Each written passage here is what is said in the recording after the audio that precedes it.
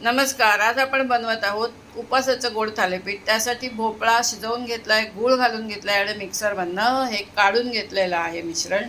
आता ह्याच्यामध्ये आपण पिठं बसवायची आणि करायचं थालीपीठ. त्यासाठी लागणारं साहित्य: साबुदाण्याचं पीठ, राजगिरा पीठ आणि वरी पीठ. जिरं ठेवलं आहे, जिरं पावडर, दाण्याचं कूट, मीठ आणि तूप. आता इथे मी मिरच्या बारीक करून घेतलेल्या आहेत. याच्यामध्ये मिरच्या बारीक करत आहे. आता आपण करूया थालीपीठ. सर्व पिठं आणि भोपळ्याचं मिश्रण एकत्र करूया आणि लावूया थालीपीठ. हे बघा मंडळी, आपण पिठं कालवून घेतले. साबुदाणा पीठ, वरी पीठ, राजगिरा पीठ एकत्र केलं. त्याच्यामध्ये दाण्याचं कूट, मिरची थोडीशी खरडलेली, मीठ, जिरं, जिरं पावडर घालून घेतली. थोडंसं 1 चमचा तूप घालून घेतलं. गार तूपच घालायचं आहे. आणि भोपळ्याचं जे तुम्हाला मी मिश्रण दाखवलं, हे बघा, भोपळा शिजवून घेतला, गूळ घातला आणि मिक्सरमधनं काढून घेतला. ह्याच्यामध्येच आपण हे पीठ भिजवायचं आहे, पाणी वापरायचं नाही आहे.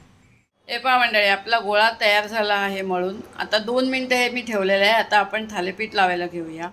चला मंडळी, मस्त पाऊस आलेला आहे. आता हे भोपळ्याचं गरम थालीपीठ बघा, मी एकाच तव्यावर 3 थालीपीठं लावून घेतली आहेत. साधारण एवढाच गोळा घ्या, छोटा घ्या. थालीपीठं छोटी का करायची? गूळ आहे, एखाद वेळेस चिटकून बसू शकतो, सुटायला त्रास होईल, म्हणून आपण छोटी घ्यायची. एका कालथ्याने ते उलटता आलं पाहिजे. हे पहा, गॅस लावून घेतला आहे. थालीपीठं ह्याच्यात 3 आहेत ठेवलेली, त्याच्यावर झाकण ठेवलं आहे. गॅस 2 मिनिट मोठा ठेवला, कारण तवा आपला पूर्णपणे गार होता. आता हे झाकण 2 मिनिटांनी काढून बघूया आणि थालीपीठं उलटून घेऊया. हे पहा मंडळी, अशा पद्धतीने आपली थालीपीठं झालेली आहेत. आता आपण दुसरं एक थालीपीठ लावून घेऊया. हे बघा, याच्यातलं एक थालीपीठ फक्त मध्ये तुटलं आहे, बाकीची दोन्ही अखंड राहिले आहेत. आता या थालीपीठाला रंग हा असाच येणार, गुळामुळे ते थोडंसं काळपट दिसणार. हे पहा मंडळी, त्याच्यानंतर अजून एकच थालीपीठ लावून घेतलं आहे. पहिल्यांदा तवा गार होता म्हणून 3 थालीपीठं लागली. आता एकच थालीपीठ करून घ्यायचं आहे. चला मंडळी, आपली भोपळ्याची थालीपीठं तयार झाली आहेत. झकास झाले आहेत, चवीला पण एकदम छान झाले आहेत, गोड झाले आहेत.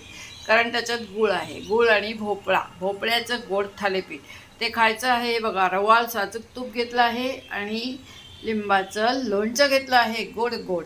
चला तर मग उपासाला बनवूया भोपळ्याचं गोड थालीपीठ.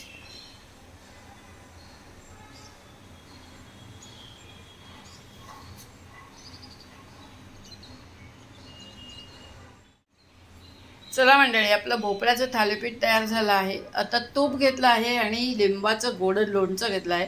त्याबरोबर आपण खायला बसायचं आहे.